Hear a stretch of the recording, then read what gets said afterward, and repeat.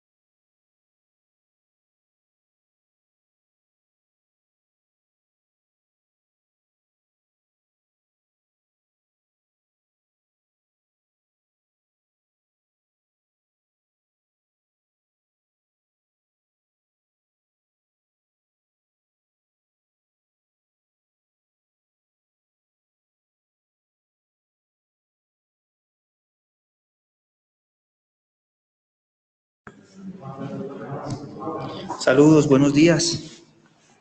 Muchas gracias por la espera. Bienvenidos todos a esta exposición. Mi nombre es Ronald Córdoba, residente de Medicina Interna de primer año. Hoy vamos a hacer el tema de estudio de caso clínico en paciente con síndrome constitucional.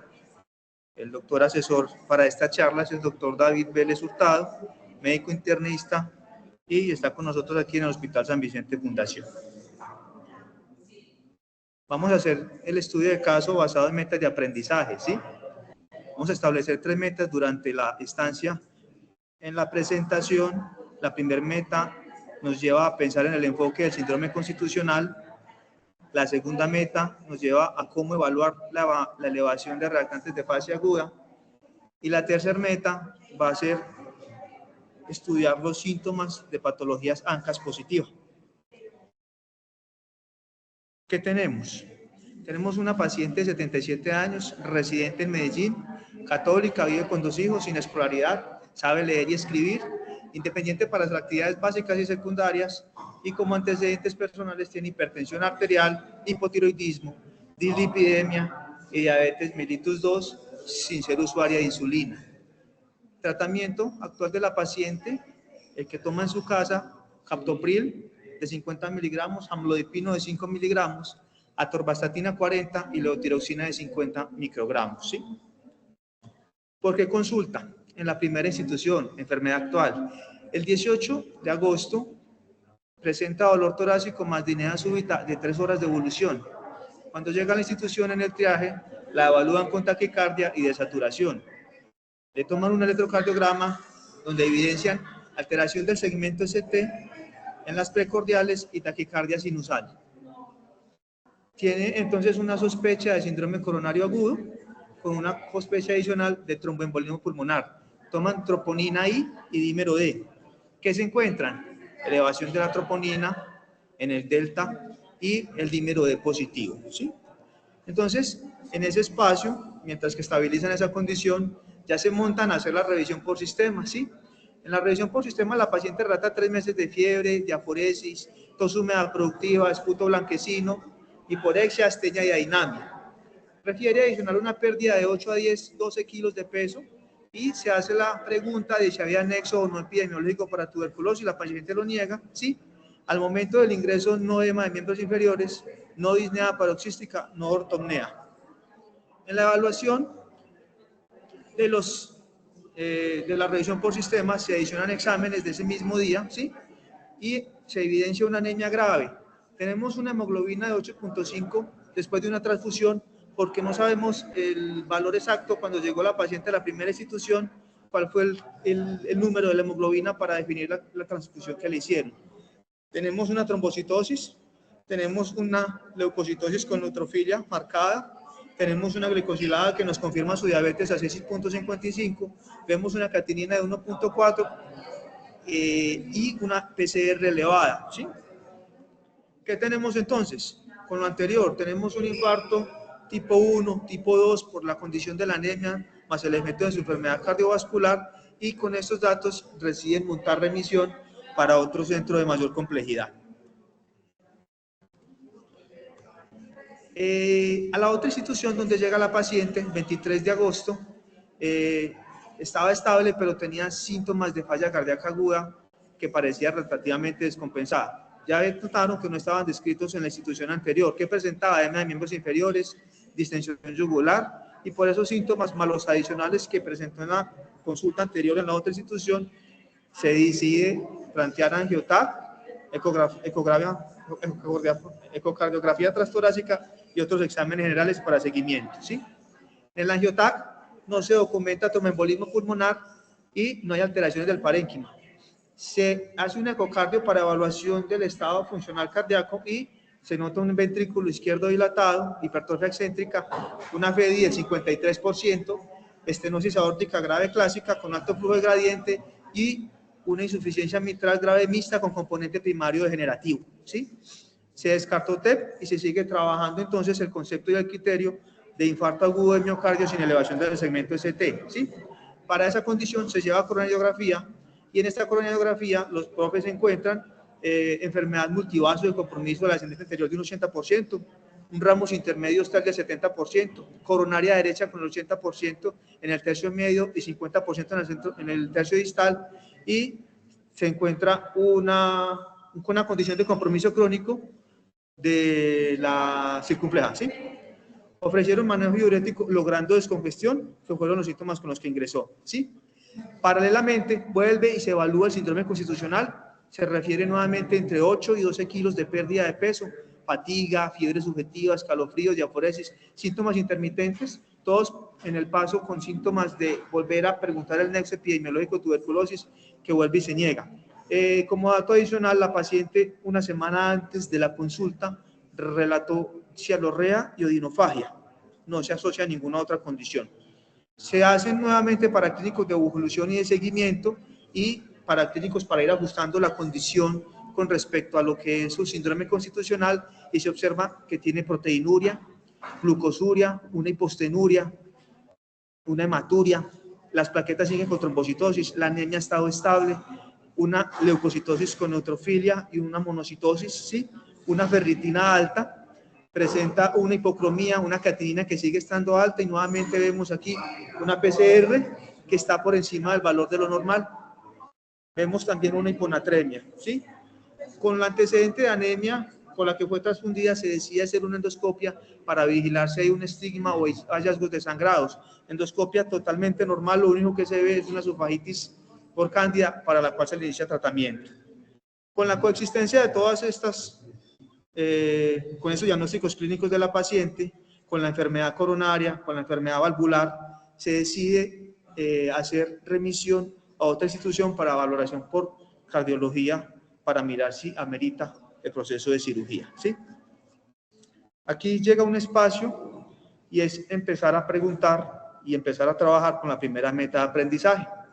Para estas metas de aprendizaje tenemos al doctor Alejandro Galeano, que enseguida nos va a dar la tarea. Entonces, el enfoque del paciente con pérdida de peso, cómo se enfoca el síndrome constitucional.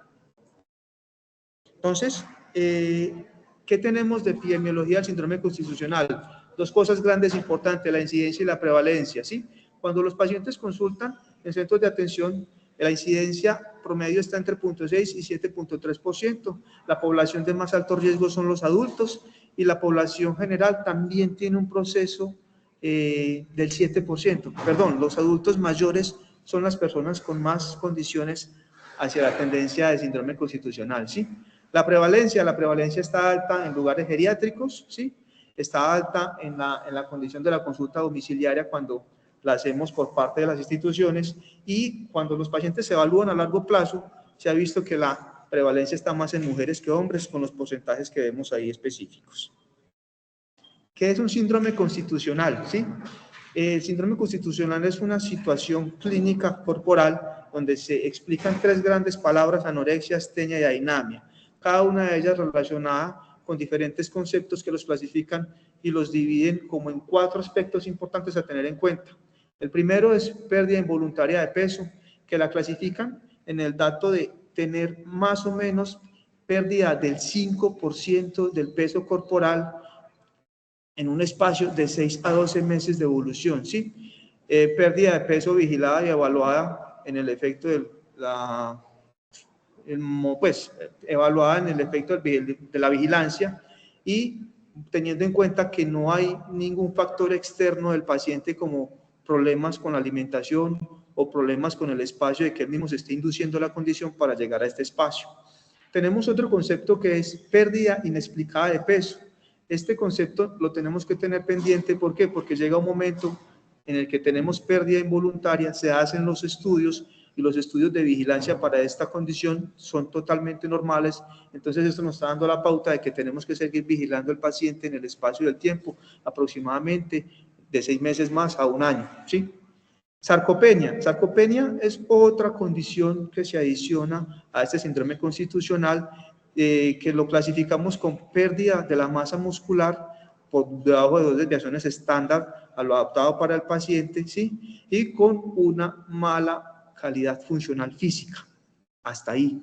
Y tenemos caquexia, que ya caquexia implica tener todo el concepto nuevamente de que es el 5% de pérdida corporal en un espacio de 6 a 12 meses, teniendo pendiente de 3 a 5 asignaciones más para definir la caquexia, que sería el efecto del desgaste muscular, la fatiga, la anorexia, la pérdida de grasa y alteración de los parámetros de laboratorio en la condición de composición de procesos inflamatorios, anemia o problemas con la albúmina. Vemos aparte abajo que bajar de peso es un proceso fisiológico que lo tenemos que tener pendiente porque entre la tercera y cuarta de la vida se puede perder más o menos 0.3 por kilo, de quinta a sexta de la vida puede haber pérdida o puede haber estabilidad y a partir de la séptima década de la vida relativamente podemos perder de 0.1 a 0.2 kilogramos de peso. En esta diapositiva vemos la tarea de 3 palabras: homeostasis, obesidad y pérdida involuntaria de peso, porque son los parámetros grandes que tenemos que tener pendiente de cuál de nosotros estamos perdiendo. ¿Qué significa?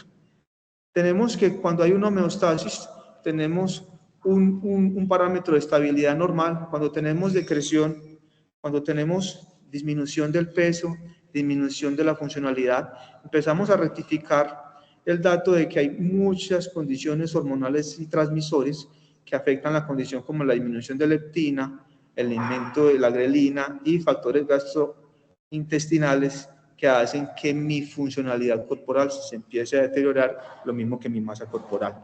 En la obesidad pasa lo contrario, ¿sí? Explicando los mismos factores, con las mismas mediadores hormonales, que todo tiene tendencia al incremento y al aumento, pues, de la masa. Y tenemos el dato adicional de cuando tenemos la pérdida del volumen, la pérdida corporal, la pérdida de masa, donde vemos que también con las mismas hormonas, con los mismos transmisores y con la misma condición gastrointestinal, el cuerpo empieza a mostrar su falencia. En la tabla que tenemos aquí puestas nos dan la condición de cuáles son las causas más comunes de pérdida de peso. Diferentes estudios las clasifican de 2 formas diferentes.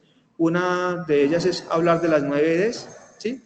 Ahí vemos cada una de las condiciones con las 9 Ds que se expresa. Y otros estudios rectifican la tarea de dar un acrónimo, así como una mnemotecnia que se llama Meals on Wheels, que es una palabra o una mnemotecnia americana que relata el dato con respecto a la necesidad de ofrecer alimentos a personas que lo necesiten. Esta misma mnemotecnia nos sirve para ubicar cada uno de los pacientes, porque con esta mnemotecnia podemos darle trabajo de empezar a ubicar no toda enfermedad, no toda pérdida de peso es enfermedad maligna, pero nos ayuda a identificar los factores entre la medicación, si afecta la función del cuerpo, los problemas emocionales del paciente, alcoholismo o anorexia, ¿sí? Paranoia o enfermedades mentales, ¿sí? Factores de la cavidad tan simple y tan fácil que no los tenemos en cuenta los pacientes que tienen lesiones, los pacientes que son edéntulos, los pacientes que manejan prótesis, los pacientes que tienen enfermedad dentaria que impide que coman bien. También el recurso económico, a veces la carencia económica y la falta de todos los recursos hace que los pacientes no tengan todo el dinero completo para su adquisición de alimentos y también es una causa de pérdida de peso, ¿sí? La soledad, enfermedades cardiovasculares, enfermedades metabólicas como el hipotiroidismo, el hipertiroidismo, ¿sí? Y el evento de alteración en la dieta. Cada una de estas condiciones descritas anteriormente viene de un punto específico de algún órgano que esté afectado en su funcionalidad, compromiso respiratorio, gastrointestinal, renal, problemas de malignidad, neurológicos. Son cada una de las clasificaciones donde tenemos que empezarnos a meter para poder ubicar a mi paciente en cuál de las condiciones que presenta yo estoy generando el síndrome constitucional, ¿sí? Hay estudios que indican la tarea de evolución y explican el proceso de más o menos en el tiempo y en la condición de cada paciente, yo qué exámenes debo pedir. Cada uno de los estudios diferentes finalmente llegan a la misma conclusión y hay una serie de exámenes que tenemos que tener muy pendientes para poder establecer la causa y el origen del síndrome constitucional en el paciente. Y hay un algoritmo, ¿sí? No hay un algoritmo clásico específico y ubicado como para decir esto es lo que se hace, pero la mayoría de estudios todos tienen la tendencia a ubicarnos en las mismas condiciones, ¿sí? Tener muy pendiente lo que es el 5% de pérdida de peso corporal en un tiempo plazo de 6 a 12 meses, ¿sí? Llevar una secuencia de orden y estudio para mirar si mi paciente cumple el criterio de pérdida de peso en ese espacio de tiempo, si no lo cumple lo saco del algoritmo.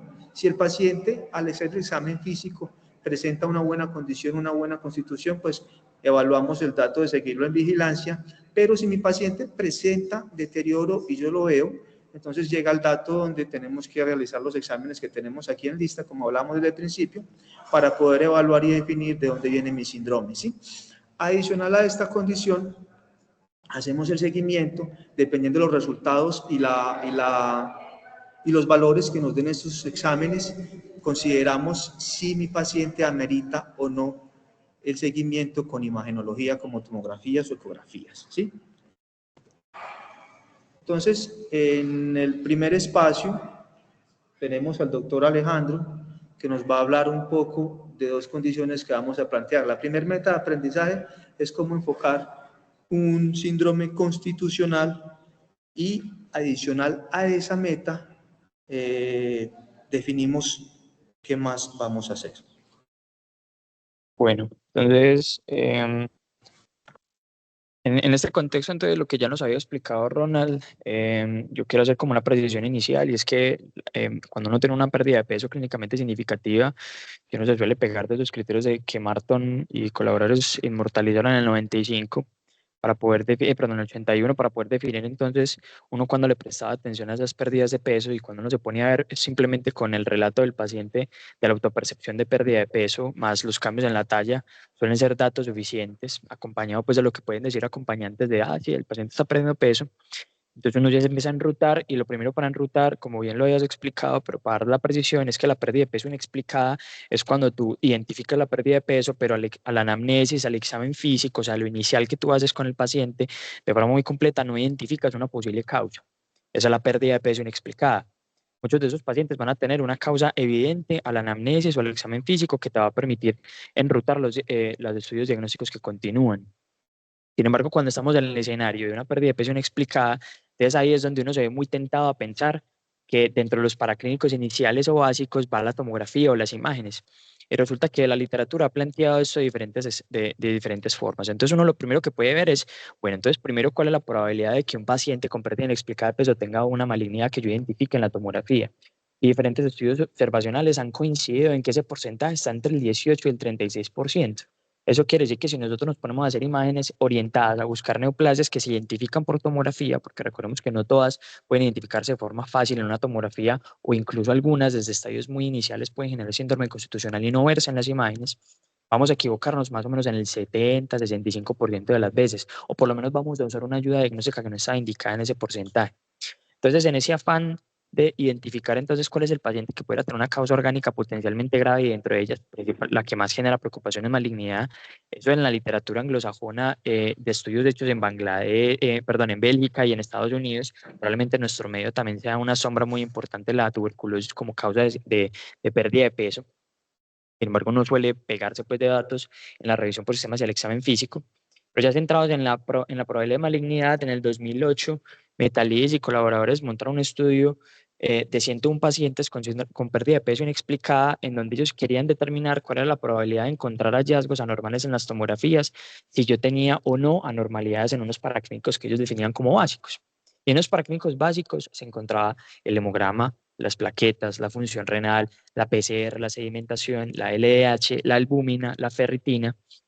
Ellos no incluyen la TSH, pero otros autores sí la han incluido dentro de ese grupo, radiografía de tórax y ecografía de abdomen. Ellos que encontraron que cuando usted tenía una valoración inicial que no sugería una causa y todos estos exámenes no documentaban una causa, por lo menos orientados hacia malignidad, la probabilidad de que el paciente tuviera cáncer diagnosticado en los próximos 6 meses era mínima. O sea, el 98, 99% de los pacientes no presentaban ninguna malignidad identificada por tomografía. Y eso ya nos empezaba a dar una idea de, bueno, entonces esos pacientes que no tienen anormalidades, uno los pudiera seguir en el tiempo y no generar estudios adicionales que pudieran no necesitarse y que además tienen el riesgo de documentar hallazgos incidentales que desencadenen en ayudas diagnósticas adicionales que no eran necesarias y muchas veces invasivas. Y eso se ha documentado que ocurre más o menos en el 10% de los pacientes, por ejemplo, en esta cohorte de Metalis.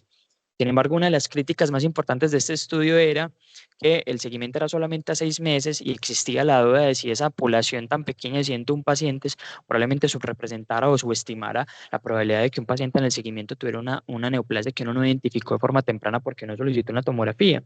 Y en el 2021, una cohorte de Clínica Mayo de pronto nos disminuyó un poquito esa preocupación porque ellos hicieron un protocolo más o menos similar en el estudio de pacientes con pérdida de peso inexplicada. Este estudio fue prospectivo, al igual que Metalis, sin embargo, ellos sí hicieron un seguimiento a 36 meses. Y lo que se dieron cuenta es que los pacientes que tenían una valoración inicial negativa y no se les hacía tomografía según el protocolo que ellos habían planteado, en el seguimiento era muy poco probable encontrar neoplasia. La mayoría de veces se identificaban o causas funcionales o causas orgánicas que no eran malignas y en su mayoría eran gastrointestinales. Y de hecho en el seguimiento, los pacientes que no presentaban alteraciones de las pruebas y no desarrollaban otros síntomas focalizadores orientados hacia malignidad, la probabilidad de que fallecieran en ese seguimiento era mínima.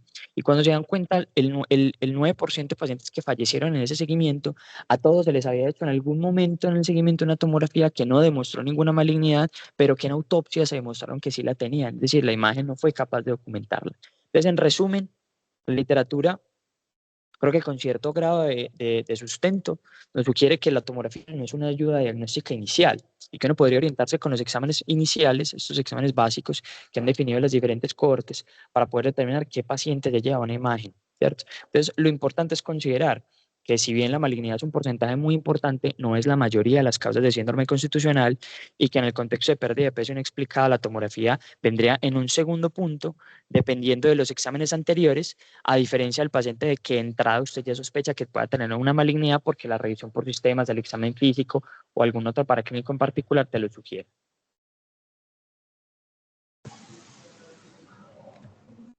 Listo, muchas gracias.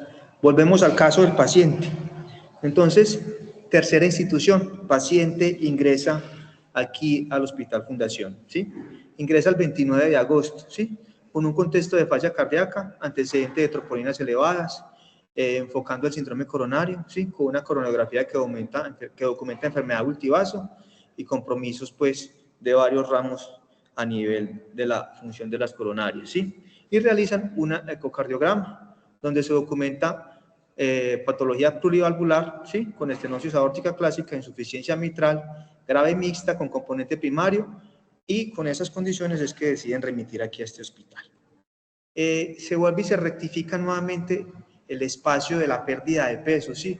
Como estábamos hablando, se vuelve a mirar el síndrome constitucional, se especifican los datos de la paciente y adicional a lo que venía presentando y contando en esta institución, paciente refiere parestesias de miembros inferiores persistentes, ¿sí? Datos que no habían sido contados en las historias anteriores, y rectifica y vuelve y apunta a la sensación de dinofagia y al efecto pues como de cialorrea. Se reinterroga nuevamente, niega sagrado gastrointestinal, no dolor abdominal, no vómito, no dolor de cabeza, no dolor torácico ni lesiones de piel. Tal como hablábamos ahorita, la utilidad y la necesidad de tomar una tomografía para encontrar y evaluar síndrome constitucional, aquí le tomaron una tomografía de tórax que finalmente muestra pues un derrame pleural que nos da el espacio de su patología cardíaca descompensada, no se encuentra ningún efecto de malignidad y signos de colelitiasis sin colecistitis, ¿sí? Control del ecocardio que les cuento de la condición o consulta anterior, ¿sí? Una FEDI del 48, se evalúa cardiopatía isquémica, un strain longitudinal global del ventrículo izquierdo de más o menos 15.4, una presión izquierda elevada de la aurícula, ¿sí? Ventrículo derecho de tamaño normal, insuficiencia mitral y probabilidad intermedia de hipertensión pulmonar. Ecografía de vías urinarias para evaluar su enfermedad renal al momento con cambios de nefropatía aguda y una ecografía de vasos pues, abdominales para mirar el efecto de su falla cardíaca si estaba comprometiendo con algún edema interior, no. Ecografía Doppler normal. Tenemos aquí una colonoscopia revisando la condición del sangrado digestivo o la pérdida de sangre y la anemia con la que inició. Una condición que solo nos muestra que tiene una diverticulitis no complicada, ¿sí? Se realiza un TAP buscando inflamación, buscando infección, buscando neumonía, buscando sobrecarga, evaluando los exámenes que vimos al principio con la elevación de los leucocitos y los reactantes, que sale dentro de los parámetros de una enfermedad cardíaca, ¿sí? Se evalúa ecografía biliares evaluando esa colelitiasis sin ningún problema. Radiografía de tórax en seguimiento para su falla cardíaca, que todo entre los parámetros vamos bien, ¿sí? Nuevamente se tiene el dato basal y pendiente de la creatinina. En el contexto de la falla renal vemos que tiene una creatinina de 1.37 y actual manejaba uno de 1.2, perdón, de 2.14, ¿sí?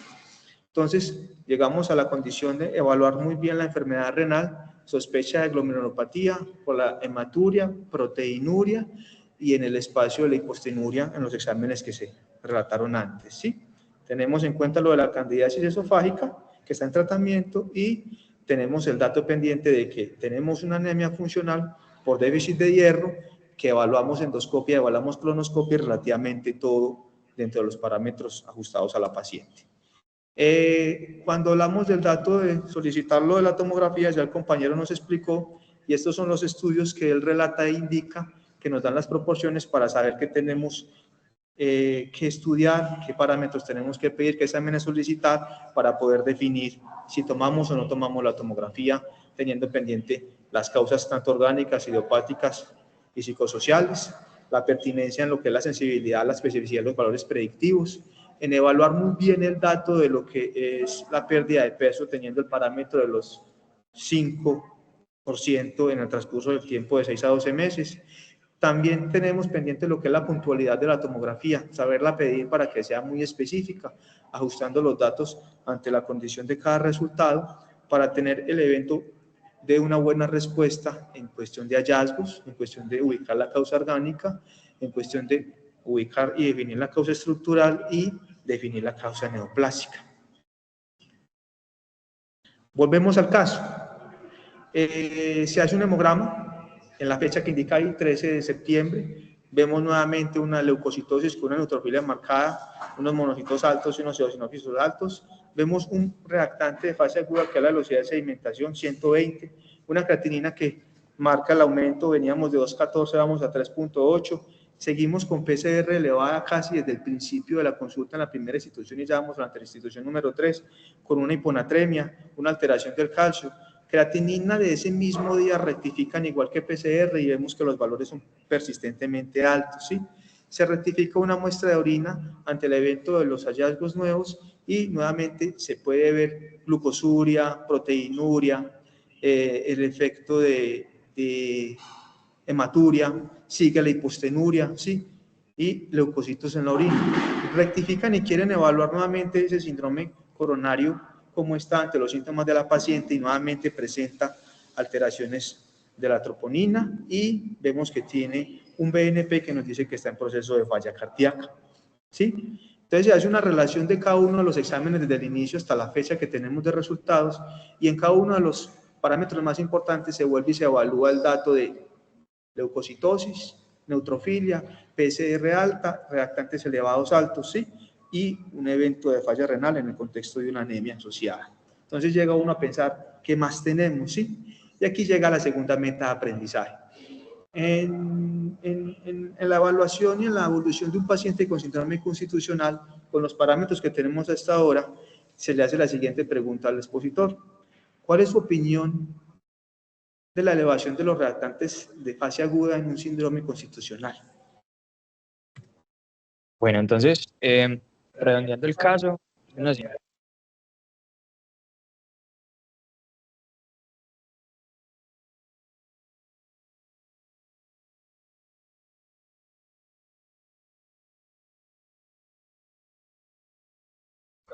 Ahora no te escuchamos. Ay, qué pena, tenía el micrófono apagado, perdón. Entonces, quisiera iniciar redondeando el caso. Tenemos una mujer de 77 años eh, que en una hospitalización enmarcada principalmente por una cardiopatía valvular grave y una enfermedad multivaso sin compromiso del tronco, pero que se consideraron en su conjunto no intervenibles quirúrgicamente. Documentamos un síndrome constitucional clínicamente significativo con síntomas generales y unos parámetros que no generan tranquilidad frente a la etiología. Una leucocitosis persistente con neutrofilia, monocitosis y eosinofilia. Tenemos una lesión renal aguda que no mejora, que en el contexto de esta paciente se le dieron diferentes explicaciones, pero pese a las intervenciones orientadas a esas explicaciones, a pensar en que la nefropatía paracongestiva o relacionada al uso de diuréticos, relacionada al uso de nefrotóxicos, posible nefritis tubulointersticial o NTA en relación a sus comorbilidades. Sin embargo, no mejoraba, no presentaba como ningún cambio, persistía estacionaria y con análisis demostrando un sedimento activo y en algunos incluso sugiriendo algunos grados de proteinuria bajos, incluso en dos uranálisis, pues que no lo has mostrado, pero probablemente sí, pero adelanto con presencia de hipostenuria. Entonces, genera como la intranquilidad de que si bien una cardiopatía avanzada pudiera generar un síndrome constitucional, uno no esperaría que en ese contexto uno encontrara elevación de reactantes, que uno encontrara esos síntomas inespecíficos asociados, fiebre y aforesis nocturna, no son los típicos que uno esperaría en este contexto clínico. Entonces ahí es donde cobra la importancia de interpretar en ese contexto una elevación de reactantes marcada. Entonces, empecemos por reconocer que realmente los reactantes de fase aguda son elementos muy inespecíficos que nos hablan de una orquesta proinflamatoria que se da en un contexto clínico específico que intenta generar una defensa, que generalmente es contra diferentes elementos, principalmente infecciosos, pero también se puede ver una falta de regulación en otros procesos inflamatorios o neoplásicos, incluso de otras índoles, ¿cierto? Y que el término de inflamación realmente es muy heterogéneo y muy amplio, abarca diferentes enfermedades, pero digamos que este escenario pues, de enfoque se reduce a diferentes etiologías cuando tenemos elevaciones muy importantes. Y creo que uno de los mejores estudios que demostró esto fue la cohorte de la Clínica Mayo nuevamente en el 2017, que intentaba evaluar cuáles eran las etiologías de pacientes que cursaban con velocidades de sedimentación globular muy elevadas. Entonces, recordemos inicialmente que la velocidad de sedimentación globular no es como tal un reactante de fase aguda, sino que es la consecuencia del comportamiento de los reactantes de fase aguda, principalmente el fibrinógeno. Pero no es lo único que altera la velocidad de sedimentación. La presencia de inmunoglobulinas circulantes también puede generar elevación de la eritrosedimentación porque disminuye la repelencia que tienen los glóbulos rojos por sus cargas en la membrana, ¿cierto? Entonces, la cohorte de la Clínica Mayo lo que demostró, en contraste con estudios previos a esta cohorte, era que el 40%, que era la mayoría de los pacientes en esta cohorte, presentaban un proceso infeccioso que explicaba esa elevación grave de reactantes definida en este escenario como una BCG por encima de 100 milímetros por hora. Y en ese contexto, la principal era neumonía, le seguía celulitis, osteomielitis y abscesos. Sin embargo, la que le seguía en frecuencia eran procesos neoplásicos y entre esos procesos neoplásicos los principales eran neoplasias hematológicas y acá resalto mucho que la principal era mieloma múltiple y le seguían las otras gamapatías, dentro de ellas las gamapatías de significado incierto y le seguía también la macroglobulinemia de Waldenstrom y por allá abajito las leucemias mieloides crónicas, las lesiones mieloides agudas.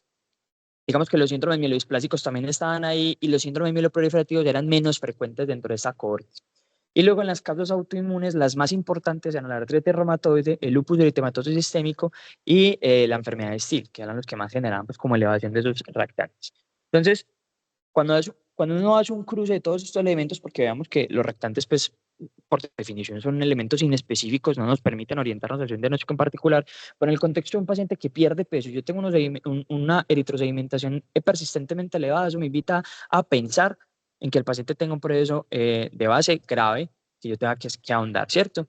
Y cuando analizamos este caso en particular, a mí me llama mucho la atención la presencia de inflamación, que en este escenario pues estaría probablemente explicada por elevación de citoquinas, vemos que también tenía una PCR elevada, que eso también nos va a permitir orientarnos hacia diferentes causas en específico y que agrego pues un dato de la historia clínica que no se ha mencionado, es que esa leucocitosis, neutrofilia, monocitosis y los otros elementos en ese contexto hicieron en algún momento sospechar un síndrome mieloproliferativo. De los mieloproliferativos, ya vemos pues que no es tan frecuente que ellos eleven tanto los lactantes como se veían, puede hacerlo, pero no es lo usual. Y digamos que en este contexto, pues uno esperaría leucocitosis un poquito más elevadas, la presencia de hepatoesplenomegalia que no tiene la paciente, y digamos un dato al hemograma que también tiende a ser un poco más sensible que los otros parámetros, es que sus pacientes suelen tener vasofilia, y en particular pues esta paciente no lo tenía. Entonces había un contexto específico que no permitía sustentar mucho eso. Y si nos devolvemos a la primera meta de aprendizaje, esta paciente sí tenía una indicación de estudio tomográfico completo, pues en consonancia con lo que les había dicho, que probablemente estuvo diferido por ese contexto de cardiopatía grave y pensar o adelantarse en si yo llego a encontrar una neoplasia sólida o algún compromiso maligno subyacente o alguna cosa adicional que sea grave y que no le pueda ofrecer un tratamiento específico asociado a la cardiopatía, pues para que lo vaya a exponer a la imagen. Y sin ánimo de que esto se convierta en una reunión de bioética, porque realmente esto tiene un gran bagaje de discusión, realmente lo que tenemos es una inflamación grave en un contexto de síndrome constitucional obliga a pensar en otras etiologías. Dentro de las autoinmunes también se me olvidó mencionar que también están las vasculitis, pero las vasculitis principalmente eran las de gran vaso, las que más generaban como elevación de reactantes. Entonces, creería que orienta hacia prestarle atención a los otros elementos que están subyacentes, a esa glomerulonefritis persistente, a de pronto síntomas inespecíficos que la paciente ha mencionado y que pudieran encajar en otros diagnósticos diferenciales, como esas mialgias inespecíficas, esas artralgias inespecíficas y la ausencia de un diagnóstico alterno claro para este momento. Entonces, si bien es inespecífico, creo que orienta hacia causas graves que uno debería pues como mirar en el contexto específico del paciente. Gracias, doctor. Tal como cuenta el profe, entonces, ¿cómo inicia el proceso de inflamación y qué se tiene que vigilar? No todo es infección, tener muy bien el efecto control de lo que es la enfermedad de los tejidos, ¿sí? La función o no inflamación del cuerpo y las mismas enfermedades inflamatorias que nos persiguen, ¿sí? Tenemos un proceso químico en donde se activan monocitos, macrófagos, neutrófilos, linfocitos, una producción de citoquinas y quimioquinas que nos conllevan a ese proceso de inflamación persistente y permanente, tal como lo vemos en la paciente, ¿sí? Hablamos de dos marcadores o de dos reactantes específicos de fase aguda, pues teniendo en cuenta que la PCR es el reactante, que en efecto es la inflamación que lo provoca con el aumento de la interleuquina, y la velocidad de sedimentación, que es un seguidor cuando se aumenta el fibrinógeno. Entonces, cuando toda esta cascada de inflamación y proceso de activación de interleuquina se activa, llegamos a una conclusión de puntos finales donde vemos el dato de las enfermedades que se provocan, cardiovasculares, procesos anémicos, alteración plaquetaria, alteración del control de líquidos, ¿sí? Activación de autoanticuerpos, efectos de daños óseos, ¿sí? Y daño de muchas de las funciones de los colágenos para generar fibrosis, ¿sí? Tenemos un dato pendiente adicional, y es tener que un reactante de fase aguda es aquel que aumenta o disminuye un 25% en el estado de su condición basal, para que tengamos el dato ahí como apunte, ¿sí? Hablando de los reactantes, sí, tenemos reactantes que aumentan, reactantes que disminuyen. Hoy, como vimos, necesitábamos hablar específicamente de la velocidad de sedimentación y la PCR, que son los factores más grandes de esta paciente, pero aquí tenemos una serie de reactantes que son factores para aprender y a tener en cuenta, para aprender a tener en cuenta que casi siempre nos pegamos de los mismos y nos pegamos solo para mirar infecciones y no más, y no sabemos en el resto de más contextos qué más podemos hacer, ¿sí? Activación de inflamación depende de todos los reactantes: fiebre, anemia aguda, anorexia, somnolencia, letargo, síntomas parecidos a un síndrome constitucional que nuestra paciente también los presentaba, entonces que los tenemos muy en cuenta para poder seguir la evolución del caso. Como cuenta el profe, en el evento de tener muy pendiente la velocidad de sedimentación, no solo como para infección, sino también como para procesos autoinmunes, la malignidad y la enfermedad renal que nos persiguen esta paciente, nos da la sumatoria de tener unos factores grandes que nos dicen y nos enfocan por dónde tenemos que seguir vigilando, ¿sí? Nuevamente se rectifica y se aprueba lo que él cuenta en el dato de la autoinmunidad, del efecto de las vasculitis, que la señalo y la resalto, porque finalmente tenemos algo pendiente de ir viendo que les voy contando, y que vuelvo y cuento, no siempre toda velocidad de sedimentación alta y toda PCR alta es proceso de infección para dar antibióticos. ¿Sí? Tengamos en cuenta la malignidad y las condiciones con las que vamos vigilando el paciente. Aquí hablamos de la PCR, vuelve y pasa un dato muy parecido al de la velocidad de sedimentación. En el espacio del tiempo, en las condiciones de enfermedades y con los valores de referencia que da la PCR, tenemos muchos números y muchos parámetros para identificar yo cuando tengo rangos en qué puedo pensar si no encuentro factores específicos en el examen físico o en la evaluación del paciente con los signos vitales para poder sacar conclusión de que aquí hay otra cosa diferente a una infección que yo no estoy viendo. En el evento de condensar o juntar varios exámenes para la misma vez, hay estudios que hacen que la relación PCR, velocidad de alimentación, nos generen un proceso de probabilidades para definir yo a qué enfermedad me enfoco, como lo mostramos en las diapositivas anteriores, y esas sus probabilidades nos dan entre altas o bajas dependiendo de qué condición física o clínica tenga mi paciente. Entonces esta relación existe para tenerla muy pendiente en el evento de la asociación. Aquí doy un pequeño resumen de cómo se ve lo que es o la disociación o la reactivación o el conjunto de velocidad de sedimentación con PCR, y si nos vamos por el espacio del halo verde, tenemos que nuestra paciente cumple con ciertos criterios y ciertas características que las vemos ahí. Aquí llegamos a otro espacio y es enfoque nuevamente al paciente. Estos son uno de los últimos exámenes.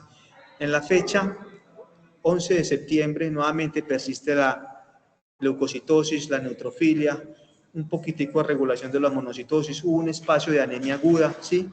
Muy intensa con baja hemoglobina de 6.2, un recuento de plaquetas que relativamente teníamos de una trombocitosis y un consumo y teníamos ahora 199.000, una baja de calcio que ya es la segunda tarea que presentamos y una creatinina que sigue estando en falla. Aquí hay un dato que llama la atención y es que de un día para otro sube la hemoglobina de 6 a 10, puede ser un factor de laboratorio, pero también es el factor de transfusión para poder regular ese espacio de pasar de 6,2 a 10 para darle mejor calidad. Y hay un dato muy importante pensando en las enfermedades inflamatorias y vasculíticas desde el compromiso renal, y deciden hacerle anticuerpos a la paciente, unos antimeloperoxidasa que, como ustedes observan, salieron positivos. Entonces, al tener estos datos de una anemia de origen no claro, una falla renal en el contexto de la evolución del paciente, una neutrofilia, una leucocitosis, una neutrofilia, y el espacio de tener anticuerpos positivos, llega a otra meta de aprendizaje. La meta de aprendizaje pregunta y suelta el dato de qué síntomas generales y constitucionales producen las vasculitis ANCAS. Entonces nos metemos por este lado y empezamos a rectificar que para hablar de vasculitis ANCAS vamos a hablar de tres precisas que tenemos: la poliangeitis microscópica, tenemos la granulomatosis con poliangeitis y la granulomatosis eosinofílica con poliangeitis, ¿cierto? Tenemos entonces que hay que estar pendientes de otras condiciones adicionales que los mismos exámenes nos llevan para empezar a mirar etiologías que nos ayuden a encontrar qué le pasa a la paciente. Tenemos condiciones localizadas, sistémicas, primarias, secundarias, enfermedades reumáticas, infecciones, tóxicos o medicamentos, ¿sí? La clave grande ante la condición de sospechar y ante el evento de tener parámetros, empezar a solicitar otra serie de exámenes para poder ubicar a mi paciente en el contexto de qué vasculitis ANCA me estará presentando, ¿sí?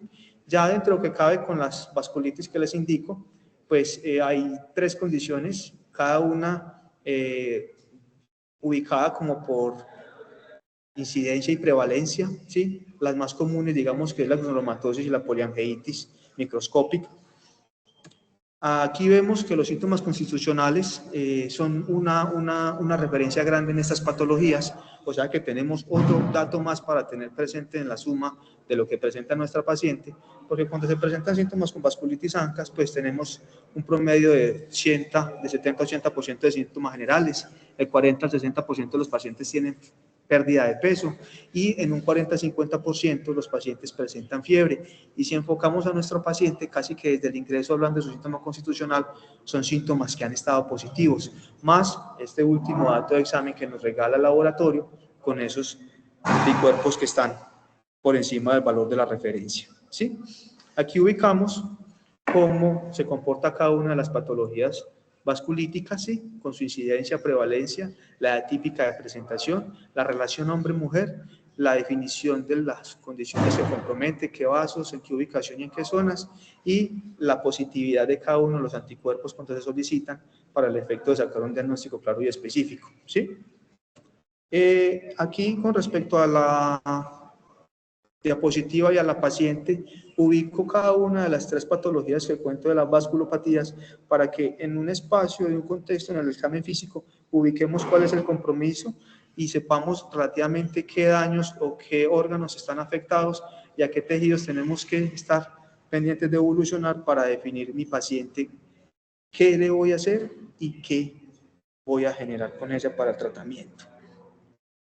En esta condición de vasculitis hay una serie de exámenes también que se tienen que tener pendientes, venían en un contexto de evolución y seguimiento y se complementan también con los exámenes que uno trata de sugerir o de realizar cuando está pensando en el síndrome constitucional, ¿sí? Ya dependiendo de la ubicación del paciente y de la condición que nos presente la institución, pues ya uno sube y aumenta la cantidad de exámenes para tener la respuesta de qué más debemos hacer. En esta última diapositiva ubicamos las 2 patologías más comunes de la vasculitis ANCA y está un poquito cargada de texto, pero es la tarea de que nos explica dentro de lo que cabe con cada uno de los sistemas comprometidos, en qué porcentajes y en qué grados puedo pensar yo para poder ubicar bien a mi paciente, mejorar en el evento, el examen físico, la evaluación muy precisa y muy consciente de cada uno de los órganos y sistemas para poder de que no se nos pase nada. Bueno, entonces, en este escenario de vasculitis ANCA, pues redondeando un poquito el escenario, entonces una señora de 77 años, la cardiopatía dejó de cobrar tanta importancia cuando empezó a estar definida en su conducta y estabilizada en su contexto clínico, y pasamos a darle más importancia al síndrome constitucional, asociado a una elevación persistente de reactantes sin disociación de PCR-BCG, con un componente de enfermedad glomerular sospechada a través de los uranálisis y el comportamiento renal. Y cuando nos devolvimos otra vez a preguntarle en la revisión por sistemas por otros síntomas adicionales, era difícil pues como sacar los datos, pero realmente ya sí nos reportaba mialgias y artralgias muy inespecíficas y ningún patrón específico pues real o como orientador hacia alguna cosa en particular, y parestesias de miembros inferiores como compromiso sensitivo, pero en relación a su diabetes no se hizo el ejercicio de interrogar adecuadamente pues el tiempo de evolución, si había compromiso en otras zonas, pareciera que solamente eran miembros inferiores y solamente sensitivo. Entonces, con todos estos elementos y unos anti-MPO francamente positivos por encima de 100, ya entramos entonces en el diagnóstico de vasculitis ANCA. Recordemos que los anticuerpos anti-MPO para la polingitis microscópica tienen una especificidad supremamente alta, 98%, y si uno de los criterios clasificatorios de ANCA, solamente tener ese anticuerpo positivo ya le da los 5 puntos necesarios para clasificarse como una vasculitis ANCA. Y no tenía ningún otro elemento clínico que permitiera restarle esa probabilidad, ¿cierto? Y ya poniéndolo en contexto, hay 2 elementos que pudiéramos devolvernos hacia la segunda meta de aprendizaje, y es en las enfermedades reumatológicas este comportamiento de disociación PCR-BCG cobra mucha importancia porque pudieran haberse enfermedades dentro de cada tipo de disociación. Entonces están las enfermedades en donde disocian PCR-BCG con predominio de PCR, que son las enfermedades autoinmunes con un compromiso clínico más inflamatorio. Ahí está la artritis reumatoide, la enfermedad de Still o vasculitis no asociadas a ANCA. Y por el otro lado tenemos enfermedades en donde predomina más es el comportamiento de las inmunoglobulinas y por ende, los anticuerpos, pues, y por ende va a generar una disociación de la BCG sin tanta elevación de la PCR, y el ejemplo clásico suele ser el lupus en ausencia de procesos infecciosos. Pero en la mitad están las enfermedades que tienen un componente tanto inflamatorio como de producción de anticuerpos muy importante. Y los 2 más importantes que expone la literatura cuando uno presenta esto es el lupus en presencia de infección, que eleva PCR y BCG, y la vasculitis, las vasculitis sistémicas asociadas a ANCA, que también tienen ese comportamiento de elevación de reactantes. Sin embargo, cuando se pone a ver en cohortes observacionales cómo se comportan los lactantes, generalmente las vasculitis ANCA no suelen elevar tanto la PCR y la BCG. Generalmente los niveles medios de BCG en estudios observacionales de las cohortes francesas están alrededor de 88 a 90 milímetros por hora, sin que eso signifique que no son elevaciones significativas, ¿cierto?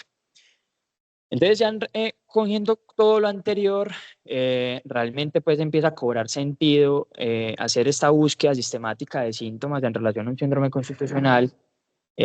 Ahí nos devolvemos entonces al mea culpa de si de pronto no hubiéramos de pronto disminuido el esfuerzo de diagnóstico en esta paciente porque pensábamos que el pronóstico de la cardiopatía era peor. Probablemente nos hubiéramos encontrado dentro del enfoque compensar en vasculitis sistémicas y en este escenario en particular darnos cuenta del diagnóstico y probablemente ofrecer un tratamiento antes. Quiero aclarar una cuña desde el desenlace de la paciente que parece una cosa interesante y es, miren que Ronald lo explicaba, que al final la paciente presentó una anemización grave, pero hago la aclaración que esa anemización grave se dio en ausencia de identificar hemólisis y en ausencia de sangrados macroscópicamente evidentes. La paciente no presentaba melena, no presentaba sangrado intestinal, no presentó nada de eso. Y un día o 2 días después, no recuerdo muy bien la cronología, la paciente presentó un deterioro respiratorio grave con lo que se interpretó por radiografía como un edema agudo de pulmón y la paciente finalmente falleció. E incluso yo me interrogo si la paciente en este contexto no habrá hecho una hemorragia alveolar en el contexto de una vasculitis ANCA tipo pulengitis microscópica, que realmente es el compromiso pulmonar después de la enfermedad intersticial más frecuente. Entonces ahí uno es donde entiende cómo se ubica la sospecha y el ejercicio de diagnóstico de las vasculitis asociadas a ANCA en el contexto de un paciente con síndrome constitucional y elevación persistente de ractantes. Entonces creo que es un ejemplo muy ilustrativo de uno mantener el diferencial amplio cuando uno encuentra una causa clara y cuando los elementos clínicos no sustentan las sospechas diagnósticas hasta ese momento. Y es el ejercicio que nosotros hacemos en la práctica clínica de buscar certezas y buscar probabilidades, ¿cierto? Entonces, creo que es un ejemplo muy ilustrativo para eso. Muchas gracias. Compañeros, muchas gracias. Muy formales por su atención. ¿Tienen alguna pregunta? Profe David.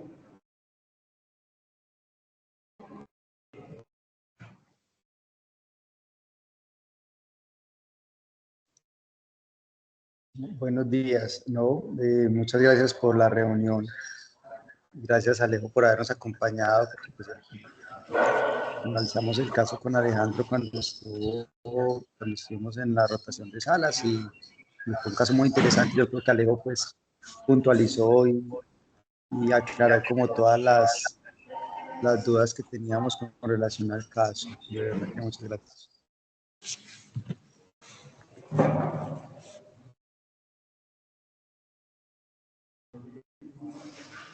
¿Alguna otra duda, pregunta, compañero, sugerencia?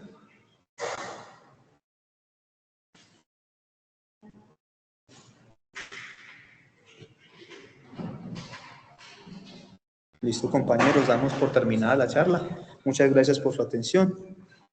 Dios les bendiga.